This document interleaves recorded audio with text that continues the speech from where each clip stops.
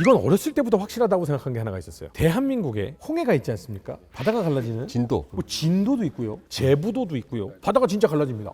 거기서 막 소라 죽고 뭐 바지락 캐고 합니다. 예전에 모세의 그 바다가 갈라지는 기적은 모세가 썰물 중에 큰 썰물대가 있거든요. 물 많이 빠지는 그때를 알고 시간쯤 되면 된 것 같은데 갈라져라. 아마 모세의 기적도 이런 차원에서의 것을 설명한 거예요. 근데 그 지역에도 이렇게 물이 많이 빠져요. 맞아요? 네, 이게 엄청나게 많은 이야기를 해야 되는데 첫 번째로 그런 지역이 있기는 있어요. 그러니까 지금은 이제 수에즈 운하가 뚫린 지역인데, 그러니까 이제 홍해와 지중해가 만나기 전에 그 시나이반도 그 아주 틈새 지역이 조수건만의 차가 좀 있었어요, 과거에는. 그래서 그 지역을 이제 이 정통 이 성서 내용 자체를 이제 그 자체로 신뢰하시는 분들은 그 지역, 그 공간을 이 모세가 이제 통과한 공간일 것이다라고 이제 설명들을 이제 하시는데, 문제는 이게 이제 제가 아마 지난 시간인가 지지난 시간인가 되게 용기를 내서 말씀드린 부분이 있어요. 근데 오늘 조금 더 작정을 하고 말씀을 드리려고 하는데, 총대를 메고. 그러니까 이게 모세의 기적이 실제 어떤 현상으로 우리가 받아들이려면 출애굽이라고 하는 사건, 홍해가 갈라지는 그 기적은 출애굽 과정에서 나오는 현상이잖아요. 이 출애굽이라고 하는 사건이 역사적인 사실이어야 돼요. 근데 과연 역사적인 사실이냐라고 했을 때 저는 개인적으로는 그렇지는 않다고 생각해요. 지금까지 출애굽이라고 하는 사건을 역사적인 사실로 확증할 만한 고고학적인 문헌학적인 증거는 없다라고 저는 판단을 하고 있어요. 그래서 저는 그 출애굽 사건이 어떤 신학적인 전승이다, 그래서 어떤 기억사로서 재구성된 내용이다라고 이제 생각을 하는 편인데, 그런데 실제로 출애굽을 역사적인 사건으로 이제 설정을 하고 주장하시는 분들도 있거든요. 그 부분을 조금 소개를 해드리고 싶어요. 이 주장도 크게 이제 두 가지로 갈라져요. 두 가지. 그러니까 하나는 기원전 15세기설이 있고 출애굽이 일어난 시점과 관련해서, 하나는 기원전 13세기설이 있어요.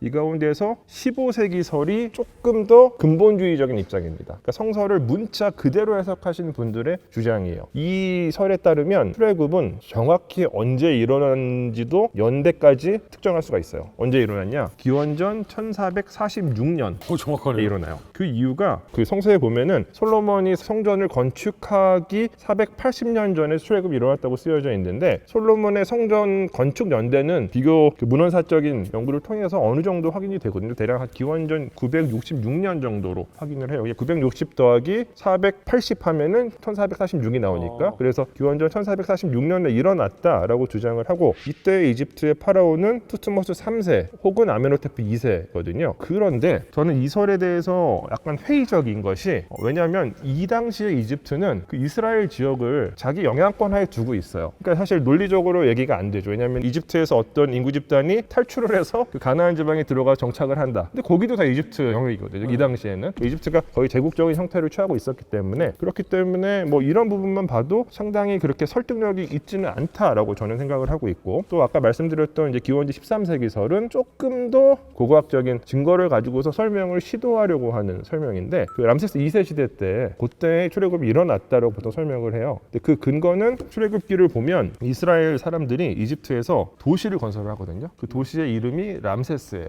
도시의 이름이 람세스예요. 뜬금없이요? 예, 근데 실제로 람세스라는 이름의 도시가 있어요, 이집트에. 네네. 그게 람세스 2세가 만든 도시거든요. 페르 람세스, 성서에는 이제 피 람세스라고 되어 있는데, 페르 람세스라고 하는 도시가 그 시기에 만들어졌기 때문에 요거는 그 시기에 이 출애굽이 일어났다, 이렇게 보통 설명들을 합니다. 근데 이것도 이제 국악적인 정황들 뭐 다 이제 유적별로 연대들이 이렇게 확인이 되잖아요. 대표적인 것이 그 예리코, 이스라엘 사람들이 이스라엘적으로 들어가면서 여리고성을 함락하면서 들어가잖아요. 근데 실제 고고학적으로 예리코 유적이 파괴된 흔적이 있긴 한데 이 시기보다 훨씬 더 앞서요. 그러니까 뭔가 좀 고고학적인 정황이 잘 안 맞죠. 그렇기 때문에 이것도 약간 저는 이제 회의적인데, 여기 13세기설은 지지하는 학자들 가운데서는 주목할 만한 학자들은 있습니다. 뭐 이를테면 얼마 전에 돌아가셨는데 이집트 학자 케니스 키친이라고 하는 그 굉장히 대가거든요. 이 선생님이 요 설을 지지하셨고, 그다음에 제임스 호프마이어라고 성서고고학에서 대가가 이제 요 설을 또 지지를 하십니다. 근데 저는 그런 건 아니고, 실제 이스라엘 지역과 고대 이집트는 지속적으로 교류가 있었는데, 교류 속에서 이스라엘 쪽이 항상 이제 마이너한 위치였었기 때문에 그런 경험들을 토대로 나중에 성서를 편집하고 이제 작성하는 과정에서 그 이집트와의 관계를 나름의 상상력을 발휘해서 또 나름의 역사적인 정황들을 참고해가지고 이렇게 이야기를 만든 게 아닌가라고 저는 생각을 합니다. 저는 고고학자는 보통 이렇게 봐요. 만약에 출애굽을 했다, 40년 동안 가나안 평야를 돌아다녔다, 수만 명, 신명기 보면은 이름 다 나오지 않습니까? 거의 뭐 전화번호부터 나오지 않습니까? 그 정도로 나온다면은 고고학자가 발굴을 했을 때 그 유의민들의 흔적은 문학은 나와야 되거든요. 상식적인 이야기입니다. 그러면은 지난 200년 동안 서양의 모든 성서고고학자들은 그냥 그걸 찾기 위해서 불을 쳤단 말이죠. 근데 어디에도 그와 같은 대규모 이민이 나온 적은 없기 때문에 그분들도 엄밀히 말하자면은 비슷한 거는 있었다. 굳이 말하자면은 그리고 우리 명량해전 앞바다에서 조선시대 배가 나왔다까지는 증명되지만 그것이 실제 이순신의 거북선이다까지는 아닌데 거북이처럼 생겼으면요. 거북처럼 생기지도 않았어요. 아, 네. 성경이란 것을 만약에 제가 상정하지 않고 본다면은 과연 이것을 우리가 출애굽의 적극적인 증거로 본다면은 그 모든 전 세계의 고고학의 어떠한 정의가 흔들릴 것이다. 궁금한데요. 물론 풀이는 다를 수 있습니다. 예를 들어 당군 신화에 보면 곰과 호랑이가 들어왔다라고 하지만 그냥 곰의 부족, 검의 부족이 들어갈 수 있는 거고 거기 들어가서 달래와 이 쑥과 쑥을 마늘. 먹고 결국 마늘은 아닙니다. 제가 분명 밝혀드렸는데 근데 실제로 일어났던 사건들을 신화처럼 기록을 했는데 실제로는 진짜 있었던 일일 수도 있잖아요. 그러니까 이게 출애굽도 사실은 어떤 면에서는 실제로 있기는 해요. 지금 보면 홍해 바다 밑에서 수레바퀴 찾았다는 사람들 계시고요. 아니, 등비 안. 신해산에 그 검게 그을린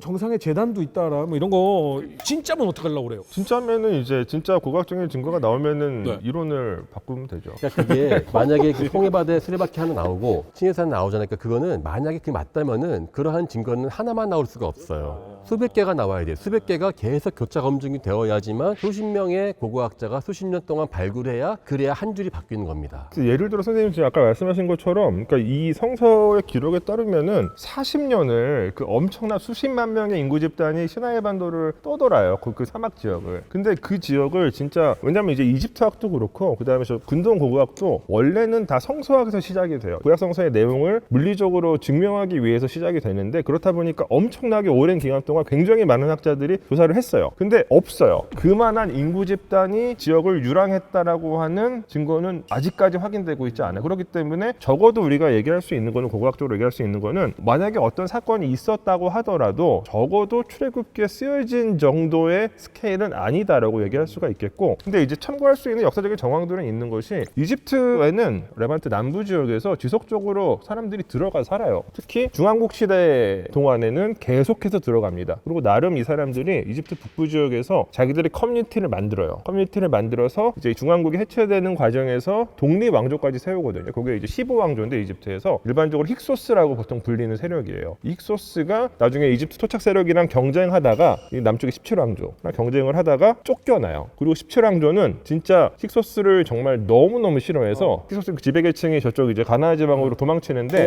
쫓아가서 추격해가지고 이제 괴멸시켜버려요. 아, 괴멸시키면 아닌데. 그러니까 비슷하죠. 왜냐면 괴멸시키려고 노력을 하잖아요. 이집트에서. 근데 당연히 괴멸당하지 않았겠죠. 이집트 쪽 기록에서는 그래요. 그렇다 보니까 이런 어떤 중왕국부터 제2중간기 신왕국을 거치면서 발생했었던 그 지역의 어떤 역사적인 정황들이 나중에 구약성서가 학자들에 따라서 말하는 시점은 달라지지만 뭐 기원적 7세기가 됐건 아니면 바빌론 유수 이후가 됐건 성서를 이제 기록하고 편집하는 과정에서 그때 이제 기억이 있었겠죠. 그 기억이 지속적으로 전승이 되는 거예요. 이때 우리 조상들이 이집트에서 이렇게 하다가 나와가지고 여기 정착을 했다. 근데 약간 이제 살도 덧붙여지고 또 그 과정을 자신들의 어떤 민족이 탄생하는 어떤 이제 내러티브로 삼아가지고 이게 이제 기록이 된 것이 아닐까라고 저도 생각을 하고 또 이런 식으로 설명하시는 연구자분들도 굉장히 많이 있습니다. 그 시나이 산이 사우디에 있다고 주장하시는 분들도 있어요. 뭐 유사학자들도 있긴 하고. 사우디는 좀 멀지 않습니까? 아니 근데 이제 그쪽 형해 쪽에 그쪽으로요. 그런데 우리가 이제 항상 이 성서 해석이 어려운 게 성서를 역사적인 걸로 간주를 해버리면 거기서부터 막히기 시작해요. 그래서 제가 꼭 드리고 싶은 말이 뭐냐면 저희 이제 학부 때 은사님이었던 정양모 신부님,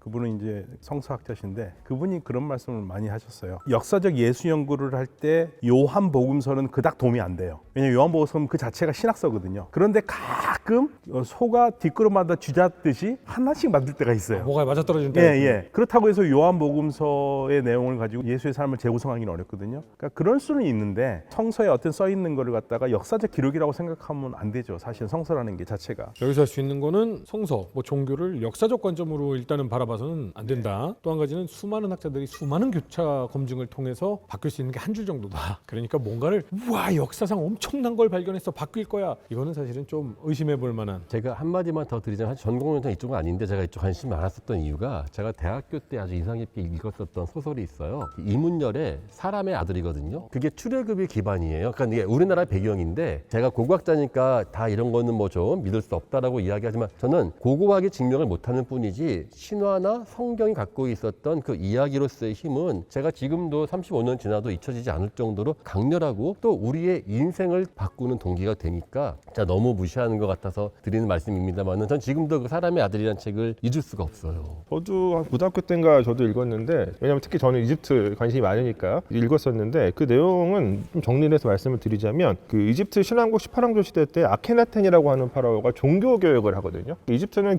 전통적으로 다신교 사회죠. 근데 이 다신교 전통을 거부하고 아텐이라고 하는 그때까지 아주 마이너했었던 신을 끌고 와서 이 신을 유일신으로 만들어요. 그리고 실제 왜냐하면 그 아텐 신을 위한 찬가들을 보면은 그 아텐을 뭐 유일한 주, 홀로 있는 주 이렇게 표현하는 대목들이 있습니다. 그러니까 이게 우리 역사 속에서 확인되는 유일신교들 가운데서는 가장 이른 시기에 속하는 것으로 보이기 때문에, 물론 여기에 대해서 또 여러 가지 이제 그 논쟁이 있지만, 그래서 아마 이제 19세기에 프로이트가 여기서 착안을 해가지고 유대교 전통과 이 아케나텐이 주창했었던 그 아테니즘 전통이 되게 비슷한 부분이 되게 많아요. 근데 아케나텐은 종교개혁을 완성하지 못하고 종교개혁이 그냥 끝나버리거든요. 죽고 나서 없어져요. 그래서 이때 아케나텐을 추종했었던 그 아텐 신관들이 도대체 어디로 사라졌냐, 숙청당했냐. 근데 이제 거기서 이문열 씨 소설에서는 이 사람들이 이집트를 탈출해서 이스라엘 지역으로 출애굽이네. 이제 갔고 그게 출애굽이다. 그래서 유대교가 그때부터 탄생을 했다. 이런 설명이었습니다. 근데 이거는 지금은 그 과거에 한 19세기와 20세기 초반에는 어느 정도 설득력 있는 설명으로 이제 간주되었었는데, 요즘에는 그렇게 정서를 받아들여지진 않아요.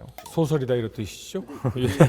근데 아마 이걸 출애굽이라고 딱 단정 지을 수는 없지만 아마 영향은 분명히 끼쳤을 거예요. 왜냐하면 이집트와 그 이스라엘 지역과는 계속 교류가 있기 때문에 이스라엘 지역에서 아마 이 아텐 신앙에 대해서 어느 정도 인진했을 가능성이 너무 큽니다. 잘 맞아떨어지잖아요. 다신교였던 이집트에 갑자기 어떤 왕이 유일신으로 바꿔서 시작을 했는데, 그 다음번에 이 왕이 죽고 나서 싹 사라지고 이 나머지 유일신을 모시던 신관들이 쫓겨나가지고 너무 떠나서 그럴싸하죠. 이스라엘 지방에 예. 갔다. 이건 어디서 많이 지금 봤던 내용이잖아요. 성서 이야기를 역사적으로 믿으신 분들하고의 학자들과 싸움은 사실 19세기부터 시작되거든요. 결국에는 근대에 들어와 가지고 성서의 신화적인 세계관이 많이 공격을 받는 이유가 두 가지입니다. 모든 걸 역사적으로 증명하지 않는 이야기는 하지 않겠다라는 역사학자들 도전과 그다음에 과학의 도전이 있어요. 네. 이 두 가지 때문에 그래서 성서도 막 해석을 여러 가지로 하는데, 거기에 이제 위협을 느낀 사람들이 성서가 진실이라고 믿는 사람들 위협을 느끼죠. 그러면서 이제 이 괴리가 생기는 거예요. 대학에서 가르치는 역사 성서학이라든지 여러 가지 성서와 관계된 역사 이야기들이 보통 평소에 읽었던 사람들의 생각과 많이 다른 거죠. 그러면서 이제 싸움이 되니까 뭐 이런 방송 나가면 댓글도 나쁘게 나오고 이제 그렇게 되는 거죠. 아까 그 잠깐 얘기하셨는데 재앙이 성경에 기록되어 있잖아요. 재앙을 그대로 믿으면 안 되겠지만 재앙이 실질적으로 기록에 남아 있는 종교나 역사학적 고고학적 자료가 있는 데가 있나요? 재앙은 많이 기록이 되어 있죠. 그리고 이제 대표적인 이집트에서는 이프웨르의 파피루스라고 하는 기록이 있는데, 이게 쓰여진 거는 19왕조 시대, 그러니까 대략 한 기원전 1250년경에 쓰여졌고, 근데 여기서 묘사하고 있는 이 재앙이 발생했었던 시점은 중왕국 말기, 12왕조 시대 말기인데, 그러니까 성서의 출애굽기에 기록되어 있는 10가지 재앙이랑 비슷한 면이 많이 있어요. 그래서 이게 뭐 출애굽의 증거다라고 이렇게 주장하시는 분들도 있는데, 사실 다른 부분들이 훨씬 더 많이 있고, 그래서 뭐 여기 보면 이제 뭐 강이 이제 붉어졌다, 그 다음에 개구리가 엄청나게 늘어났다, 뭐 이런 이제 내용들이 기록이 되어 있습니다. 근데 우리가 이제 이런 재앙과 관련된 기록들을 이제 볼 때 유의해야 되는 점은, 이게 분명히 그 이집트를 염두에 둘 때 실제로 나일강에서 그 발생하는 그 상황들이에요. 실제로 이제 어떤 경우는 뭐 나일강이 벌레들이나 이런 동물들이 많이 생겨가지고 어떤 이게 수확에 지장을 주는 경우들이 생겨요. 근데 이 기록들은 언제나 목적성을 띠고 쓰여진다는 점을 항상 염두에 두어야 된다고 생각을 해요. 이 이프웨르의 파피루스 같은 경우도 이 혼란을 극복하고 또 다른 어떤 정권이 탄생하는 것을 정당화시키는 방식으로, 그러니까 이 혼란이 있었고 이게 다시 새롭게 재정립된다, 이런 식으로 쓰여진 거거든요. 그거는 4,000년, 5,000년이 지난 지금도 예. 누가 대통령이 됐더니 무슨 사고가 일어나더라 뭐 이런 얘기는 지금도 하잖아요. 그렇게- 그러니까 그런 기록이 맞아요. 몇천 년이 예, 지나면 예, 예. 이런 식의 그래서 기록이 언제나 그 기록 그대로 재앙이 발생했다고는 딱 단정짓기 어렵죠. 기록이 있다고 이게 하더라도. 결국은 재앙들이 실제 있었다 떠나서 이걸 쓰면은 사람들이 와 무섭다라고, 그러니까 그들이 공감할 수 있는, 그러니까 그들이 일상적으로 맞이할 수 있는 위험이라는 것이죠. 그러니까 예컨대 물이 나일강에 이제 퇴적류가 잘못 쌓여가서 붉은 주류들이 막 번식한다. 요즘도 적조 현상 있지 않습니까? 적조 현상, 녹조 현상 이런 게 있어요. 개구리 한다. 그거는 뭐 이제 강에서 다양한 어떠한 플랑크톤 자라면서 개구리 자란다. 뭐 가죽 죽는다. 가축이 죽는 거는 또 탄저병은 또 요즘도 나오니까, 뭐 우박과 불, 자연재해는 언제나 많은데 문제는 이겁니다. 그 모든 것이 고고학적으로 증명할 수 있냐가 이게 또 가장 큰 문제거든요. 그러니까 대부분의 경우는 이러한 재해들은 고고학적으로 남아있지 않고 유일하게 있다면 이제 범람을 했다. 그러면 이제 이렇게 쌓여가지고 죽거나 아니면 탄저병이 있으면은 아주 드물게 뼈에 남아있기도 한데요. 대부분의 경우는 증명이 거의 안 되고 가장 어려운 게 뭐냐면은 이집트의 마지막 저주가 장자들이 죽었다지 않습니까? 아, 그렇죠. 그거는 전혀 근데 꾸란에도 가장 유명한 이야기가 뭐 정확하게 병이라고 안 나오는데 무함마드가 태어날 때쯤에 이제 외적의 침입을 받는데 외적의 코끼리 떼들을 새가 돌을 해서 다 죽였다고 그래요. 그거는 이제 나중에 무슬림들 어떻게 해석을 하냐면 아 그게 이제 아마도 홍역이나 이런 걸로 해가지고 죽였을 것이다 뭐 이런 식으로 얘기 나오는데 그런 식으로 해석하는 경우는 있어요. 지역별로 이건 진짜 재앙이야. 이렇게 하는 약간 그런 의식들이 있는 것들이 좀 있잖아요. 허리케인? 아, 근데 늘 발생하는데요. 그게 발생을 안 할 수가 없는데. 허리케인이 가장 미국한테는 큰 피해를 줘요. 허리케인, 토네이도 그런 게 내륙 지방에서도 있고 해안에도 있고 한데 그런 자연재해야 뭐 그냥 안고 사는 것 같고요. 뭐 흰개미 뭐 이런 곤충류 습격하는 것들 그런 것도 사실 무섭긴 한데 특별히 그렇게 재앙이라고 하는 건 없는 것 같아요. 혹시 이슬람 지역이나 유럽이나 지역 가서 이거는 절대 행동하면 안 되는 행동 이런 게 있어요? 다른 것보다도 이제 발바닥 보이는 거는 별로 안 좋죠. 왜요? 그 경멸의 상징이거든요. 아, 저 사람한테 발바닥 이렇게 보여주면 예, 그래서 예를 들면 이제 사장이 앉아 있는데 직원이 들어오는데 발바닥 보인다. 이건 안 좋은 겁니다. 그래서 부시가 이라크 방문했었을 때 신발 던졌잖아요. 왜요? 예, 그게 최악의 모욕이에요. 아, 그래서 이제 몇 년 전에 프랑스 신문에 이렇게 막 무슬림들을 비하하는 그림 나왔었잖아요. 그때 뭐 이란 이런 데서 너무 화가 나가지고 그때 마크롱이 그거를 변호를 했거든요. 표현의 자유로. 이란 신문에 마크롱 얼굴에다 신발 자국이 찍혀서 나왔어요. 예, 그런 아, 사진이 그게 최악의 모욕이구나. 네, 최악의.